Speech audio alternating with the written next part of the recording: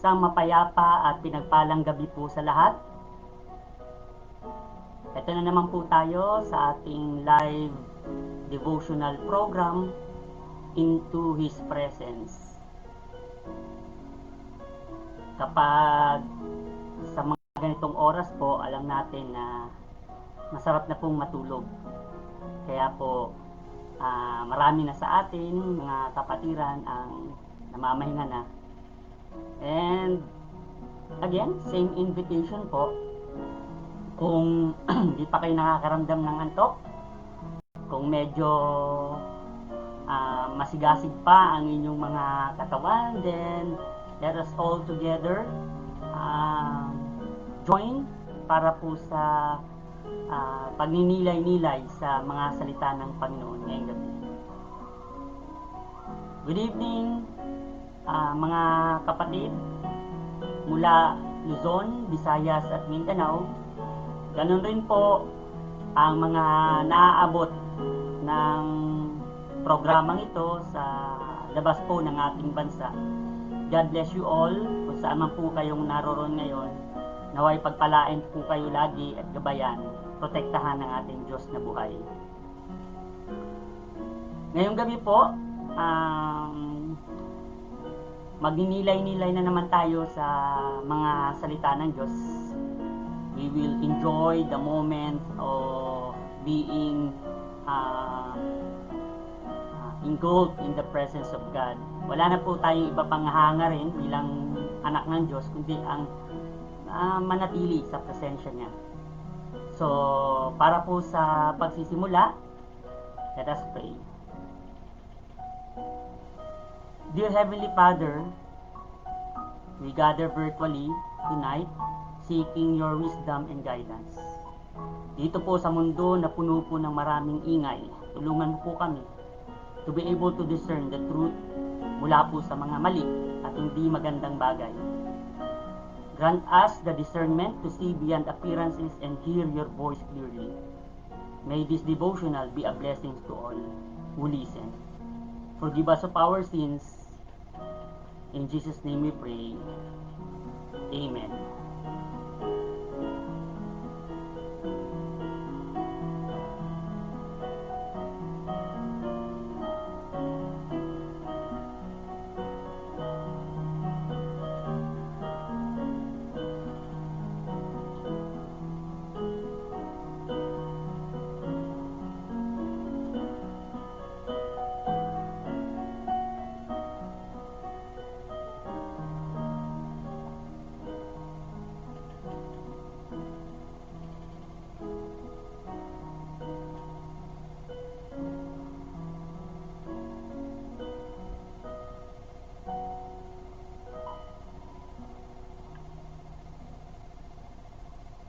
Good evening po.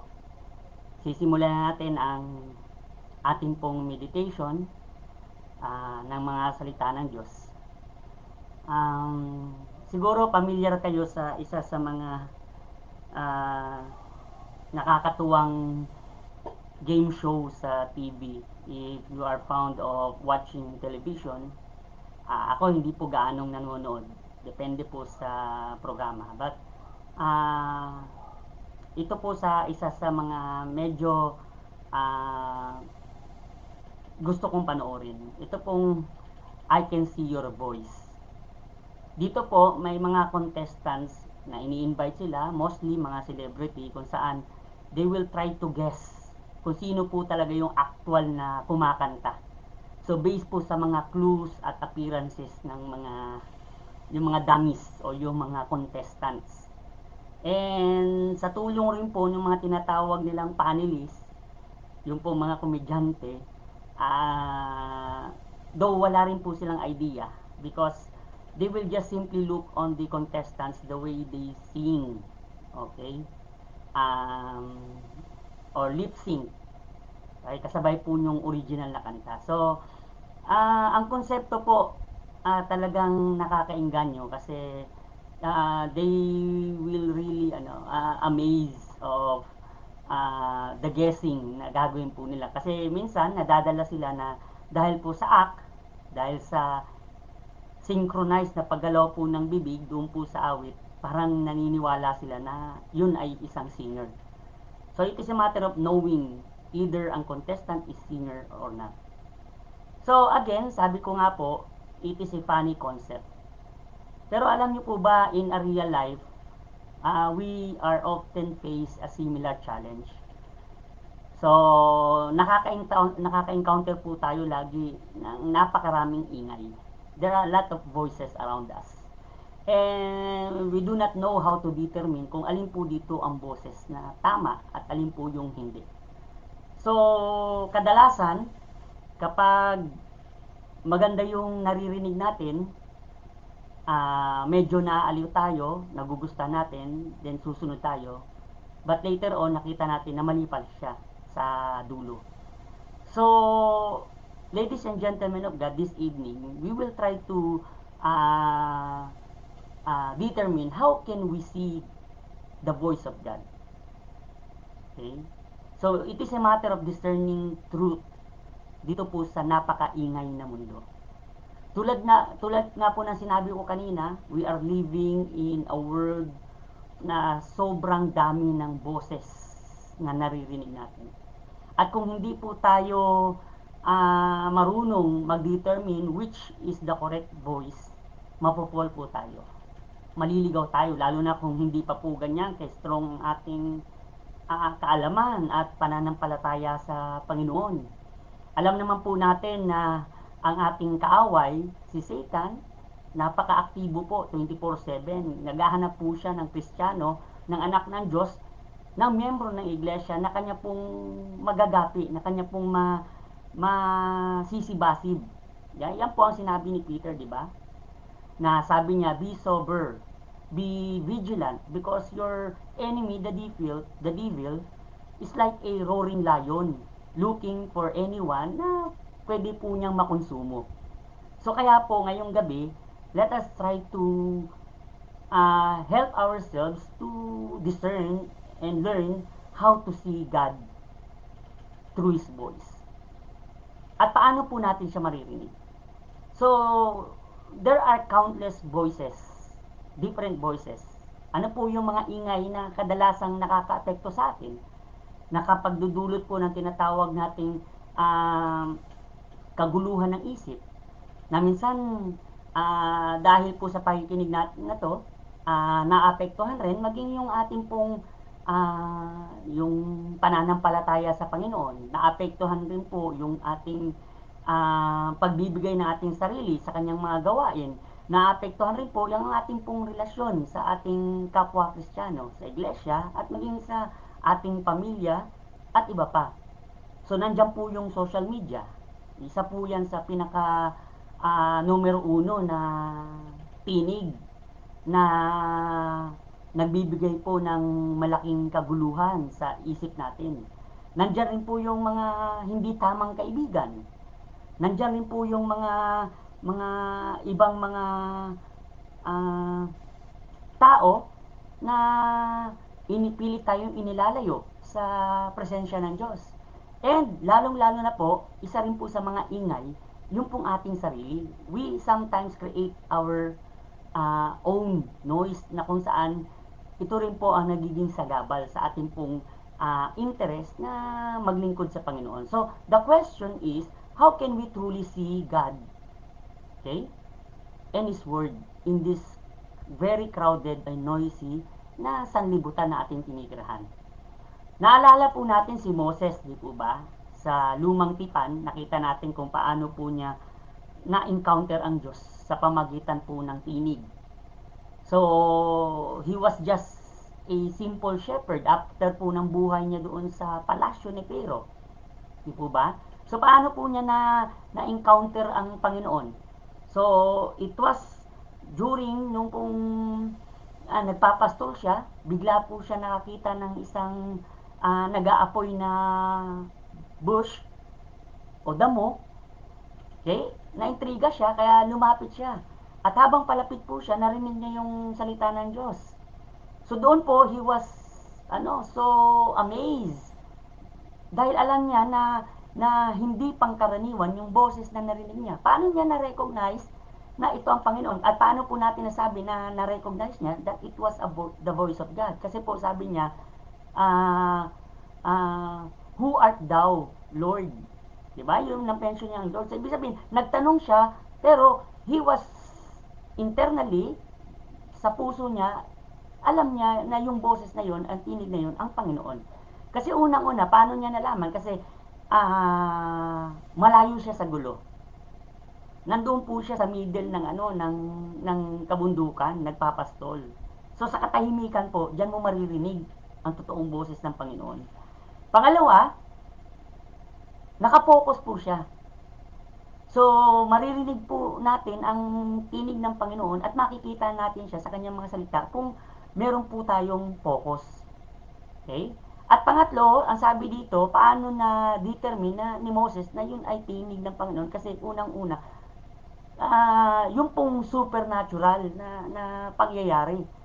Yung pong damo na may apoy pero hindi nasusunog. So alam niya na hindi ito gawa ng pangkaraniwang tao. So at that very moment, he was able to recognize God and see God through His voice.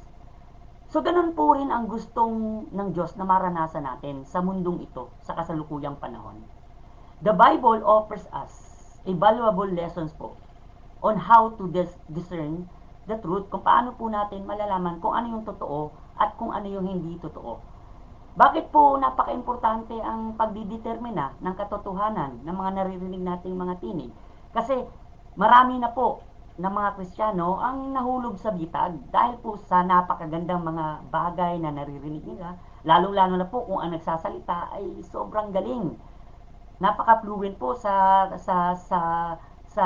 subject o sa topic na kanyang isinasalaysay. So, marapat lamang po na ating alamin kung ito po ba ay tinig ng Diyos o hindi. So, to see God's voice, it is very important po sa lahat ng bagay na dapat po ang unang gawin natin tulad ng ginawa ni Moses. He halted. Halt. Ibig sabihin tumigil siya. Siguro kung hindi tumigil si Moses sa mga oras na yon sa kanyang ginagawa, he will not able to see the voice of God. Hindi niya po mai-experience yung pambihirang moment na yun sa buhay niya kung hindi po siya nag-focus. So again, how can we see God's voice? Ito lang po, halt. H-A-L-T. Isa po sa mga salita na synonyms po na tinatawag natin stop. So from this, let us explore 4 important keys how to cultivate a sharper spiritual sight. Okay? To see the voice of God. To discern the truth in the midst of a noisy world. So ano po yung una? So ang unang-unang paraan daw po para po makita natin ang Diyos sa kanyang tinig ay ito, hushing the external noise. Ano pong ibig sabihin ng hushing? Ibig sabihin patahimikin. Patahimikin mo yung ingay sa labas. Ano po ang tinutukoy dito? It is not a literal na isa-silence mo yung ingay na naririnig mo sa kapitbahay, yung ungol ng mga aso, yung yung pagsigaw ng inyong kapitbahay o ano't ano pa man. Hindi po ito nangangahulugan na pagpapatahimik po ng mga mga tao na nandiyan po na nakapaligid sa iyo. Hushing the external noise meaning to say, you need to focus on silencing those noises na nakaka-disturb at nagdudulot po ng distraction to create po ng space dyan sa puso mo para kay God.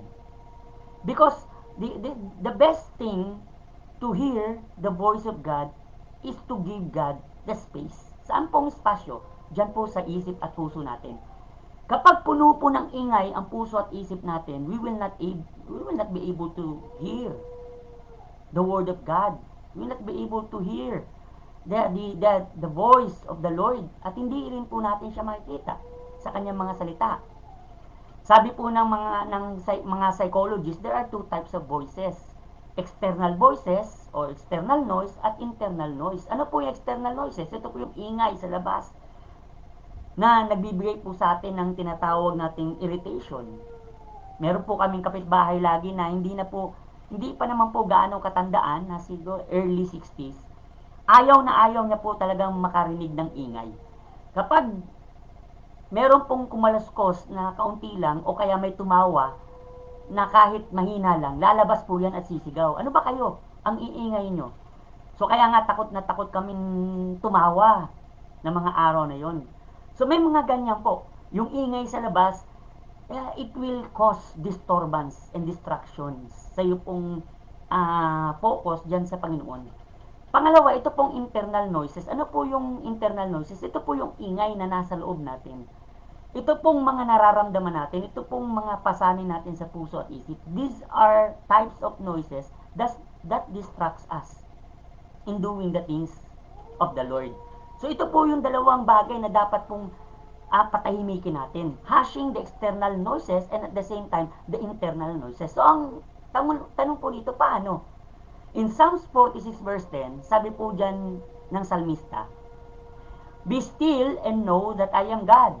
I will be exalted among the heathen. I will be exalted in the earth." So how can we hush these noises? So unang step daw po para sa pagpapatahimik ng mga ingay nito is to choose calmness. Sabi po dito yung dalawang unang salita, be still. Manahan ka. Pumayapa ka. Kanino? Pumayapa ka sa Panginoon. Ito pong verse na to, nag-emphasize po ng nakalaga ng stillness at quiet reflection. Diyan po sa harapan ng Diyos. We can only hear the voice of God. We can understand His leading sa buhay po natin if we will learn how to stay silence and quiet in the presence of the Lord. Kaya nga po, di ba may kanta, sa presensya mo, may kalinaw ako. Sa presensya mo, di ba? May katagbawan ko sa presensya mo, okay? May kalipay ko. So, yung pong kapayapaan, yung kasiyahan, at yung kapunuan sa buhay, lahat po yan may experience natin if we will have this so-called calmness, stillness in the presence of God. And through this, we will be able to hush the external and internal noises na sumasagabal po o nagdi-distract po sa ating isipan at puso sa pagpapanatili natin dyan sa ating Panginoon. So another thing to hush these noises is surrenderness in the presence of God. So kasama po ng calmness is yung pag-surrender. Kasi hindi po tayo makakaranas ng kapayapaan sa puso at isip kung hindi po natin ibibigay yung sarili natin sa presensya ng Diyos. Di po ba? Yan po ang sinabi ni Haring Solomon in Proverbs chapter 16 verse 3. Ang sabi po niya dyan, "Commit thy works unto the Lord, and thy thoughts shall be established." Kapag magulong-magulo po ang isip natin, kasama pong gugulo ang puso. At kapag naging magulo po ang dalawang bagay na yan sa loob ng ating pagkatao, okay, siguradong sigurado po, hindi po tayo makakakonsentrate sa gusto nating gawin para sa Diyos. Take note, what causes disturbance dyan po sa mga gawain ng Panginoon? Bakit may mga ministry po ng Panginoon na hindi po minsan nagkakaroon ng tinatawag nating katagumpayan? Because we allowed, okay, this distractions and disturbance around us na pumasok. Instead na kunin po natin yung sinasabi ng Panginoon na commit thy works unto the Lord. Ibigay mo sa Panginoon ang lahat ng bagay na gustong mong gawin para sa Kanya. Ibigay mo, establish mo ang isipan mo at puso mo sa Kanya. By means of what? By means of surrendering it into His presence. Okay? So, yan po yung another na pagpapatahimik po sa mga ingay sa loob at labas ng ating buhay. And another thing is to have certainty in the presence of God. Ano po ang ibig sabihin ng certainty? Yung sigurado ka. Sigurado ka kung kanino mo kinakanlong ang puso mong nagugulo. Sigurado ka kung kanino mo inilalagak ang iyong isipan na ginugulo ng napakaraming ingay sa mundo. So sigurado ka na sa presensya ng Panginoon, magkakaroon ka ng katiwasayan ng isip at puso.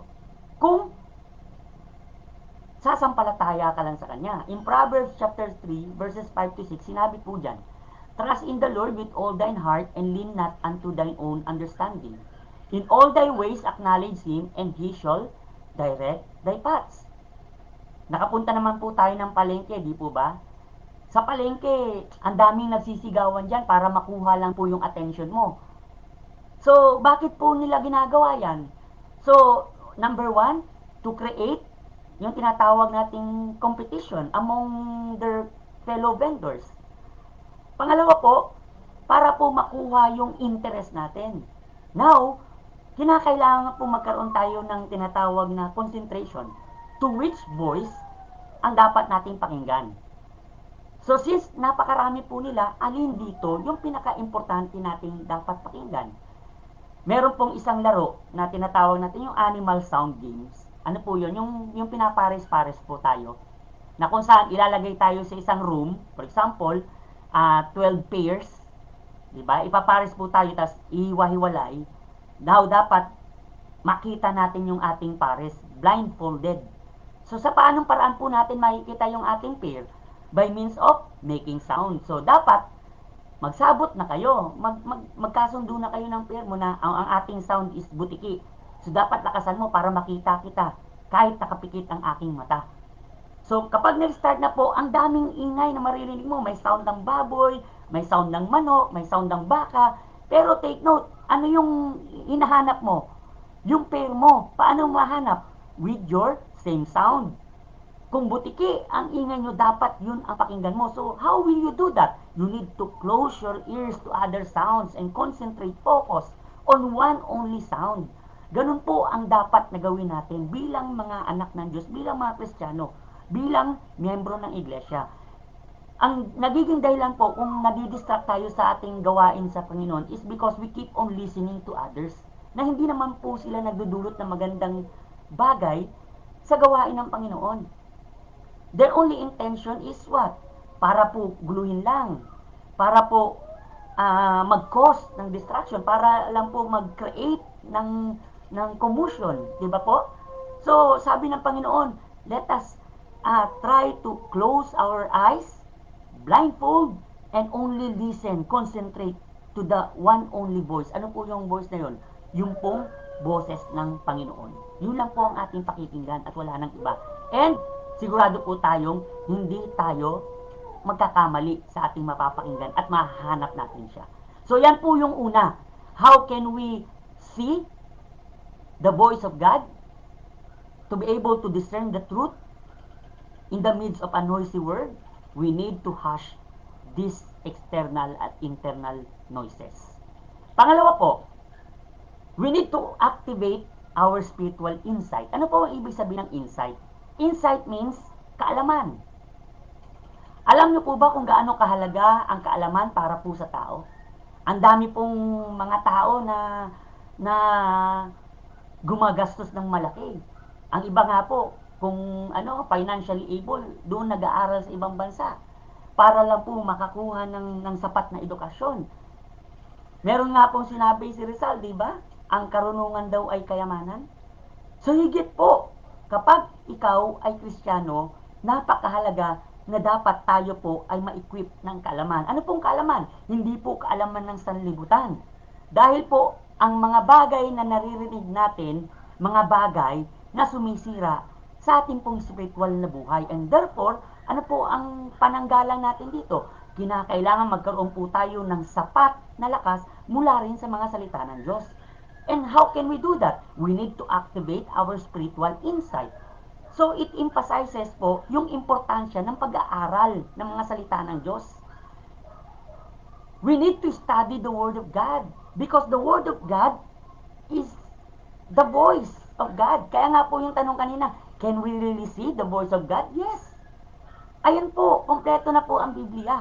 Hindi na po natin kinakailangan maghanap ng anumang pong bagay para makita ang Diyos. Binigay na po niya sa atin yung pinakamahalagang bagay upang malaman natin na siya ay totoo at siya ay nakikipag-usap sa atin araw-araw. Bawat oras at minuto ng ating buhay, He keep on talking to us. We can see Him through His voice. At yan po ang banal na kasulatan. So, we need to study the scripture. We need to recognize that this is the only voice of God. So, we need to illuminate. Okay? Kinakailangan pong bigyan natin ng liwanag ang ating isipan at puso upang sa ganun ay hindi po tayo dalhin o madaling madala ng ibang katuruan, ng ibang mga na ino-offer na kaalaman ng sanlibutan na inilalayo po tayo sa tunay na katuruan ng ating Panginoon na kanya pong iniwan sa kanyang iglesia. Take note, okay? Napaka-importante po ang doktrina dyan po sa iglesia. And sabi po ng Panginoon dyan sa kanyang mga salita, we need to take hold of His teaching. Huwag po nating haayaan na ito ay mahaluan ng kung ano-anong mga bagay. We need to keep it pure. Kasi yan po ang iniwan niya sa atin eh. Yan po ang pagpapatunay na ang iglesyang kanyang itanayo ay makikilala sa pamamagitan po ng tunay na mga katuruang iniwan niya dyan sa iglesia. So, paano po natin to magagawang maprotektahan if we ourselves has limited insights of yung mag-aral sa mga salita ng Diyos. So how can we activate spiritual insight? Unang-una po, kinakailangan makagain po tayo ng enough knowledge. Dapat makakuha po tayo ng tamang kaalaman, sapat na kaalaman.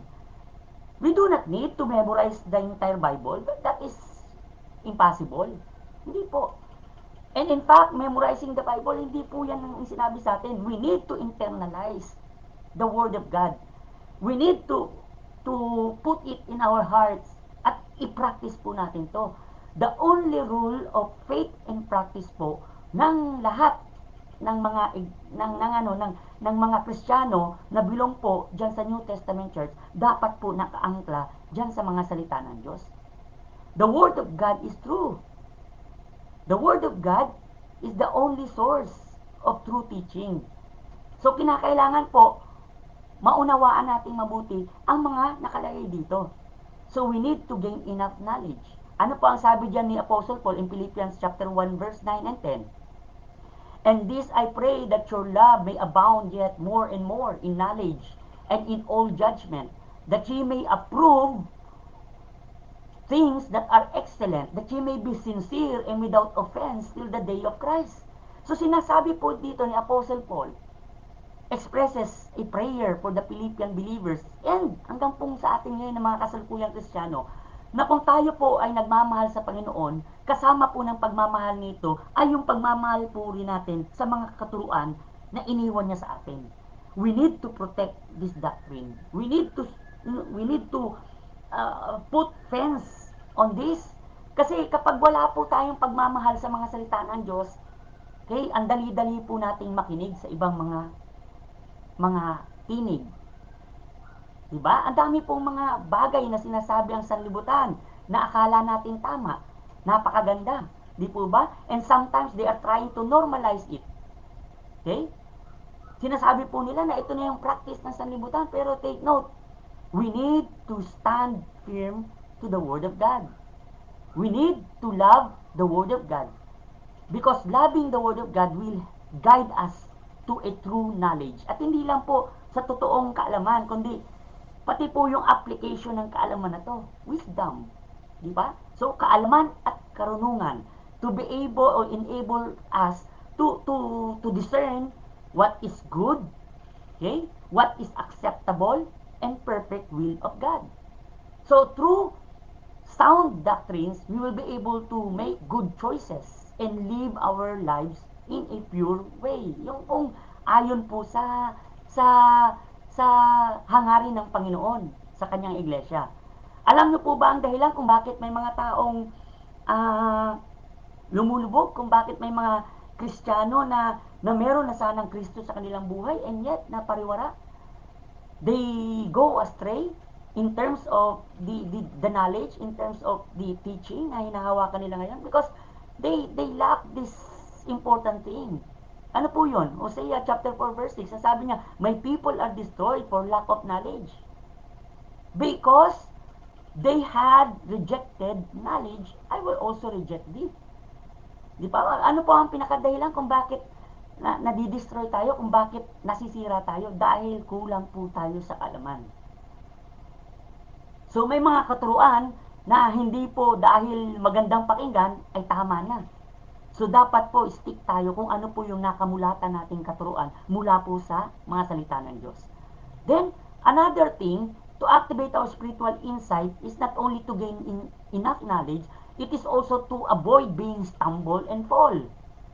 Alam po natin na ang mga salita ng Diyos ay buhay. Ito po ang nagsisilbing lampara sa ating mga daanan. Ang sabi po ni Psalmist David in 109, verse 105, Thy word is a lamp unto my feet and a light unto my path. So ito pong mga salitang ito, nagsisilbing kalinawan po sa atin na ang banal na kasulatan, ang tanging source lang po ng enlightenment. Ang tanging source lang po ng totoong guidance para po sa totoong kristyanong pananampalataya at sa totoong kristyanong paglalakbay dito sa mundo kasama ng ating totoong Diyos. So, we need not to compromise to other teachings. We need not to subject the doctrines that we have to other teachings. Okay? We need to embrace it. Yeah? Ilagay natin sa ating puso at isip tulad po ng sinabi ng ating Panginoon. Alam niyo po ba lumaki po kasi ako sa bukid yung pong pagka-graduate ko ng elementary, wala po akong ibang pangarap kundi ang makapunta ng syudad. Kasi alam ko ang syudad mailaw. Yun lang po ang gusto ko, makita na maraming ilaw. Kahit po kasi sa gabi, sa syudad, maliwanag. Hindi po katulad dun sa bukid. Now, unfortunately, kasi mahirap po ang buhay, pagka-graduate ko ng elementary, hindi po ako nakapag-aral kaagad. So, I think isa o dalawang taon, tumigil ako. Okay? Habang nakikita ko yung mga classmates ko, pababa, kasi bukid po sa amin, so pag pupunta po sila ng syudad, ang term po niyan is bababa kami. Ibig sabihin, pupunta ng syudad. Habang papunta sila ng syudad, ako paakyat ng bundok para magbadang. Yung po magkaingin, magtanim ng mais at palay, doon po sa mga matatarik na lugar ng bundok. So kapag gabi po, pinagmamasdan ko yung syudad, nakikita po yung ganda, yung liwanag. So doon po sa kinalalagyan ko madilim. So sabi ko, kahit sa gitna ng kadiliman, kapag makakita ka ng kahit kaunting liwanag, magkakaroon ka ng kasiyahan. Alam niyo po ba itong mundong ating ginagalawan sobrang dilim? Ngayon kinakailangan po natin ng ilaw, kinakailangan natin liwanag. At saan po magmumula itong liwanag na kailangan natin upang hindi tayo maligaw, upang hindi po tayo matumba, upang hindi po tayo mapol. Kasi sabi dito, activating our spiritual insight is to avoid being stumble and fall. So how? How can we avoid being stumble and fall? Paano po? Yan, sinabi po dyan, sa pamagitan po ng mga salita ng Diyos. Ang mga salita ng Diyos ang tanging liwanag na siyang magsisindi ng ating mga daan dyan po sa napakadilim na sanlibutan. So, yan po ang ating lampara. So, kapag inilayo po natin ang mga salita ng Diyos sa ating buhay, ano pa po ang magiging halaga ng buhay natin na nasa kadiliman? Wala po. Okay? So, let us continue to hold on this light. Another activating spiritual insight is to properly apply the truth. I-apply po natin, hindi lang po aalamin kung ano yung katotohanan, kundi kinakailangan i-apply, i-exercise po natin kung ano yung katotohanan. 2 Timothy chapter 2 verse 15, ano po ang sabi dyan? Study to show thyself approved unto God, a workman that needed not to be ashamed, rightly dividing the word of truth. Hindi po tayong mahihiyang magbahagi ng mga salita ng Diyos kapag alam natin kung paano ito ipapaliwanag. And in fact, kung ikaw po ay naniniwala na ang Biblia ang tunay na salita ng Diyos, hindi mo na po kinakailangan magpatiwanag kasi the Bible can speak for itself. Hindi na po kinakailangan ng tao na mag-isip ng napakalalim na lohika para po protektahan ng Biblia dahil po ang lahat ng katotohanan para depensahan ng kanyang sarili nandiyan na. Now, as Christians, as child of God, as member of the church, okay, ang ating pong responsibilidad is panghawakan ang katotohanan ito. Na sa gitna po ng maraming katuruan na nakapaligid sa atin, na sobrang ingay po, nagpupumilit na nagsasabing sila yung totoo, well, magsha-shine out po kung ano yung katotohanan ng mga salita ng Diyos. If we just only know how to rightly divide the word of truth, we need to apply it. We need to tell them, diba? Yan po yung kautusan ng ating Panginoon eh. Kung bakit niya po sinabihan o inutusan ang iglesia na go, therefore, and preach the gospel. Di po ba? Sa atin po inatang yung pagtuturo ng katotohanan ng salita ng Diyos, lalong-lalo na po yung daan ng kaligtasan. Maraming mga katuruan kung paano maliligtas, pero isa lang po ang pamamaraan na ibinigay ng Diyos, how man will be saved. At yan po ang ating pinangahawakan. So, kinakailangan po, we need to properly apply the truth. So, paano po ang gagawin natin dito sa katotohanan ng pinanghawakan natin? Okay, we need to study it properly, sincerely, heartily. So, may iba't ibang paraan po ng pag-aaral na ginagawa ng sanlibutan.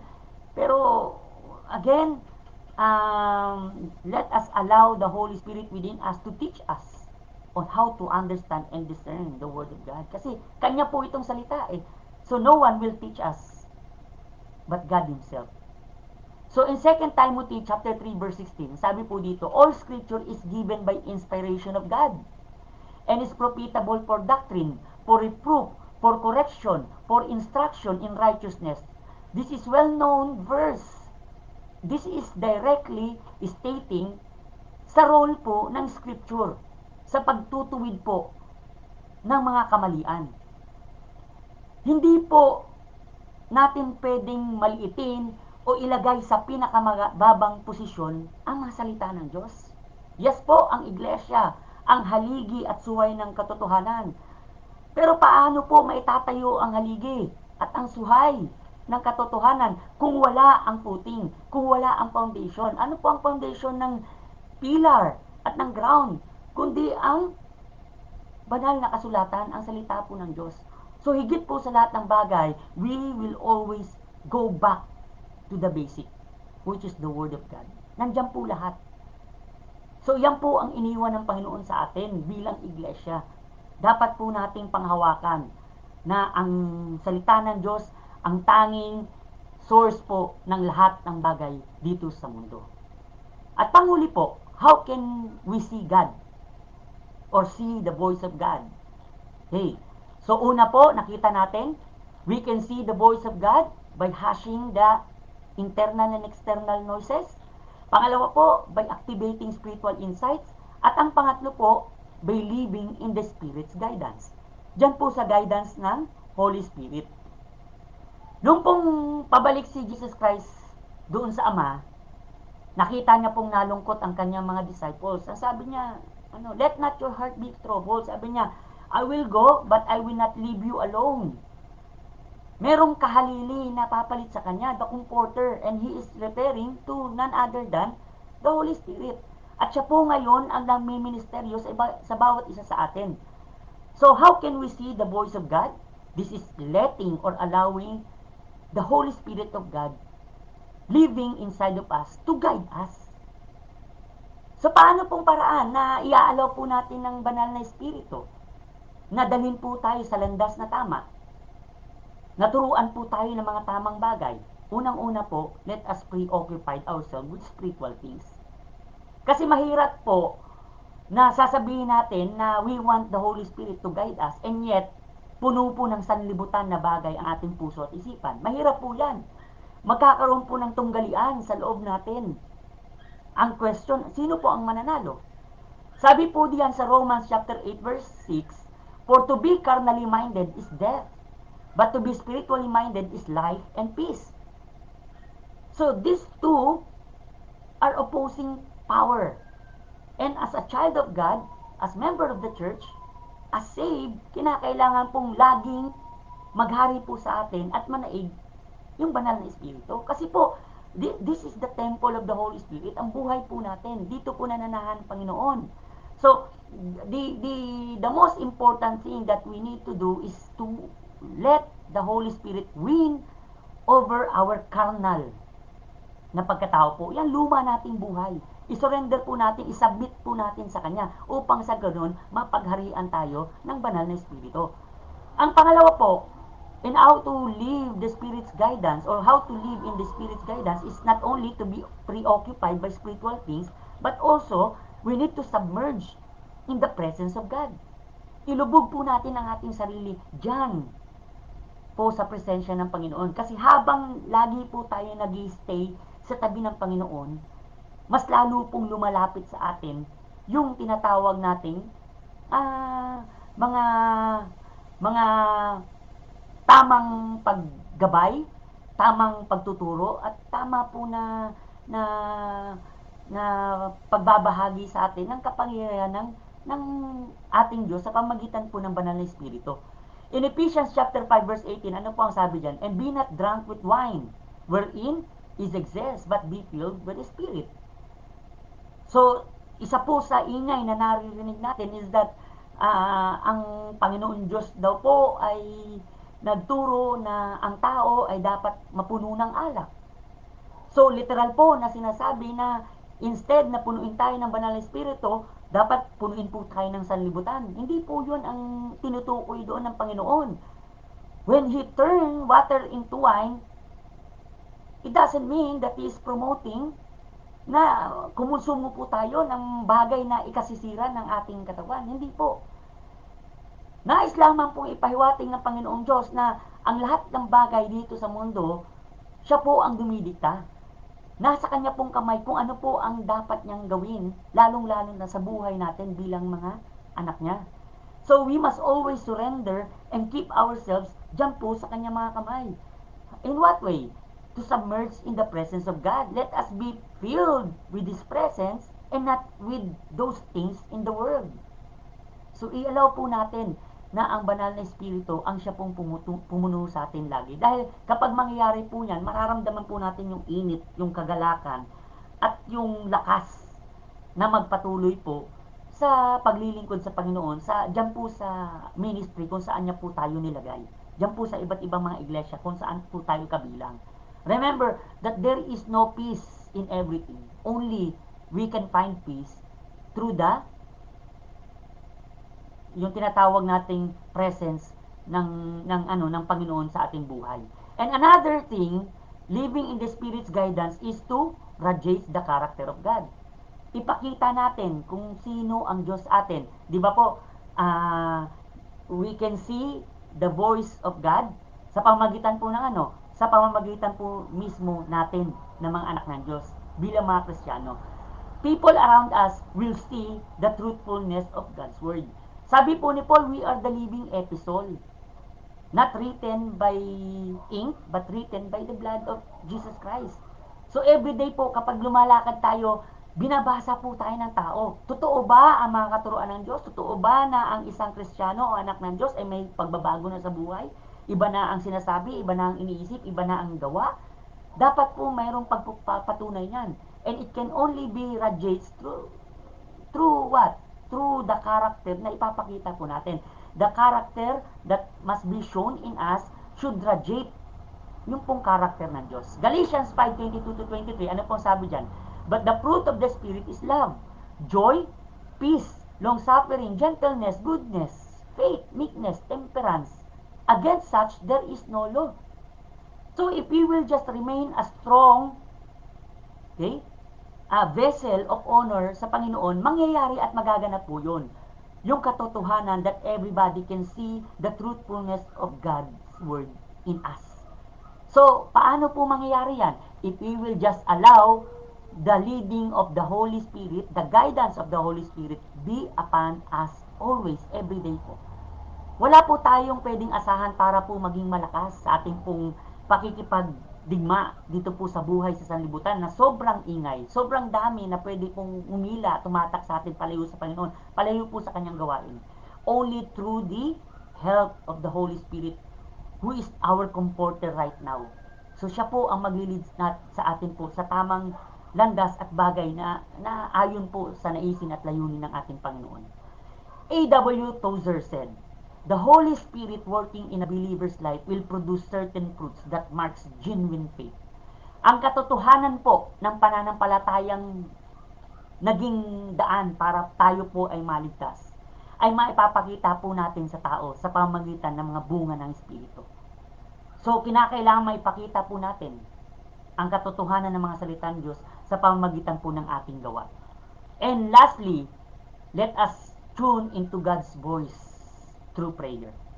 Napaka-importante po, napakahalaga. Ini-emphasize po ang kahalagahan ng pagdarasal, active praying, seeking God's voice, help asking Him to align ourselves with His will. Napaka-importante po niyan. So, paano po natin ikukondisyon yung isip at puso natin para marinig yung tinig ng Diyos sa pamamagitan po ng pagdarasal? We need to listen attentively on the words of God. We can hear Him. Hindi na po natin kinakailangan marinig audibly ang salita ng Diyos para sabihin na tayo tinawag.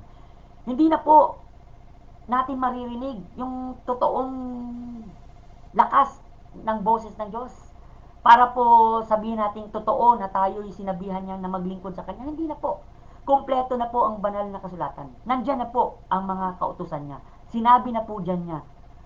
Sinabi na po ng Panginoon kung ano po yung mga responsibilidad at obligasyon natin na dapat natin gawin po sa loob ng iglesia. So, we just simply need to listen attentively. Okay? Psalms 85 verse 8. Ang sabi po dyan, I will hear what God the Lord will speak. For He will speak peace unto His people and to His saints, but let them not turn against to fully. So, just an active listening po ang susi para po malaman natin kung ano po ang will ni God sa ating buhay. Remember, as we approach the presence of God, lagi po nating alalahanin to be able for us to be heard by God at marinig rin po natin ang kanyang mga salita at maunawaan natin kung ano po yung nilalaman ng kanyang banal na kasulatan. Then, unang-una po sa lahat, let us recognize our filthiness. Sa paglapit po natin sa Panginoon, magpakumbaba po tayo at sabihin natin, Panginoon, nagkamali po ako, nagkasala ako. I want to see your voice. And to be able to do it, Lord, I humble myself, forgive me. Chronicles chapter 7 verse 14, ano po sa pangako niya dyan, if my people which are called by my name shall humble themselves and pray and seek my face and turn from their wicked ways, then will I hear from heaven and will forgive their sin and will heal their land. So, kinakailangan pong i-shift natin yung focus dyan sa Panginoon. Isa rin po sa mga ingay na nagiging sanhi po kung bakit tayo nangihina sa ating pong pagsisilbi sa paglilingkod sa Panginoon is dahil po sobrang focus po tayo sa mga kabigatan sa buhay, sa mga problemang pinapasa natin. These are the types of internal noises na pumipigil po sa ating humakbang palapit sa Panginoon. So, we need to change or shift our perspective. Ilipat po natin lahat sa Panginoon ang mga pasanin natin. Kung ito po ang nagiging hadlang kung bakit hindi po natin naririnig ang kanyang mga salita, kung hindi po natin nauunawaan ang kanyang mga naisin sa ating buhay, then let us give ourselves to Him. Let us shift our perspective dyan po sa Panginoon. Instead of looking into our own interest and personal na mga konsepto sa buhay, then let us look on what really God's desire para po sa atin. Proverbs 23 verse 26, ano po sabi dyan? My son, give me thine heart and let thine eyes observe my ways. So, yan po mga kapatid ang dapat nating pagkatandaan ngayong gabi. God is letting us see His voice. To be able to discern the truth in this very crowded and noisy world. So, in what way po? Hushing the external noises. Patahimikin po natin yung mga ingay sa loob ng ating puso at isip at sa lahat po ng bagay na nagdudulot sa atin ng pagkagulo at kalito. Mga panlabas pong ingay. Pangalawa, let us activate spiritual insight. Palawakin po natin ang pangunawa natin at kaalaman natin sa mga salita ng Diyos upang hindi tayo matatakot na humarap sa mga ingay na pilit pong humahatak sa ating palayo sa Panginoon. Pangatlo, let us live in the Spirit's guidance. Hayaan po natin na ang banal na Espiritu ang mamuno sa atin. Let us allow Him to preoccupy our mind and our heart para po maintindihan natin ang buong plano ng Diyos at ang kanyang naisin sa ating buhay. At pang-apat po, let us tune into God's voice through prayer. Magdasal po tayo. Manalangin po tayo lagi. Ito po siguro ang pinakakulang sa atin, ang makipag-usap sa Panginoon. Kailan po tayo dapat makipag-usap? Wala pong tamang oras at panahon para sa pakikipag-usap. Because every moment in our lives is the right time to communicate with God. So how much time po ang idinidikit natin sa ating buhay sa pag-aaral ng kanyang mga salita? Gaano po tayo kaaktibo sa pagbibigay po ng espasyo sa buhay natin para marinig ang mga salita ng Diyos? Kumusta po tayo dyan po sa presensya ng Diyos? There is only peace and confidence and truth dyan lang po sa Panginoon. So let us always abide dyan po sa presensya ng Diyos. And in that way, we will be able to see the voice of God. Maraming salamat po sa kanyang mga salita. Yan po ang ating himay-himay ngayong gabi. Nawa na-inspired tayo at na-bless. Sa pagtatapos po ng ating devotional ngayong gabi, inahikayat ko po ang lahat na pumayapa at sumabay po sa panalangin.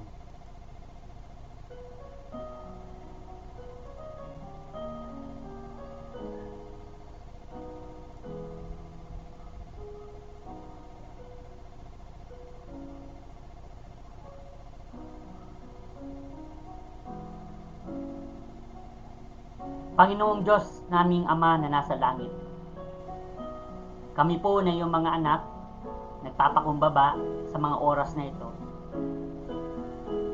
Nababatid po namin na sobrang ingay na po ng mundo. At ang ingay na to nagdudulot po ng kalituhan sa aming isip. It create distractions, disturbance, O God, every now and then. Na kung saan naapektuhan po nito ang aming pong desire to serve you. Lord, help us. At this very moment, Lord, we acknowledge that these distractions, that this cloud of insecurities, disturbances, ito po ay mawawala if we will just let you, your voice, na siya po manahan sa aming puso at isip. Forgive us, Lord, for the times that we have missed your guidance. May you please sharpen our spiritual senses, Lord. Tulungan mo po kami na maging mapagbantay. Tulungan mo po kami na huwag matinag sa anuman pong mga maling katuruan na naririnig namin sa sanlibutan. Tulungan mo po kami na tumayo at manatili sa iyo pong totoong mga salita. Help us to be a better and effective instrument of your blessings sa ibang tao at lalong-lalo na po sa iyong ministry, sa iglesia kung saan po kami. Grant us the courage and strength so not to hear the voice dyan po sa sanlibutan, but only to focus on your voice. Help us, O God, to be in your presence. Finally, Lord, as we drift sa pagtulog, surround us with your loving protection. Keep us, Lord, to be safe and grant us peaceful rest, O God. Salamat po, Panginoon Diyos. Forgive us of our sins. In Jesus' name we pray. Amen.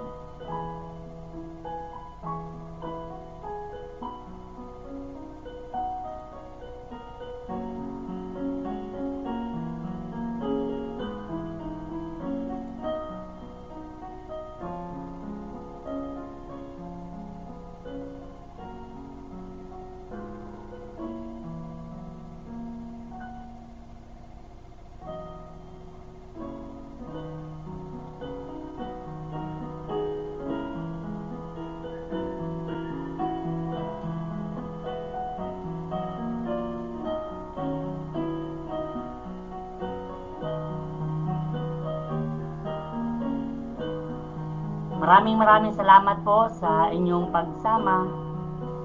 Good night po sa lahat and God bless us all. See you again. Same time po. Ito po ang ating devotional program into His presence. God bless.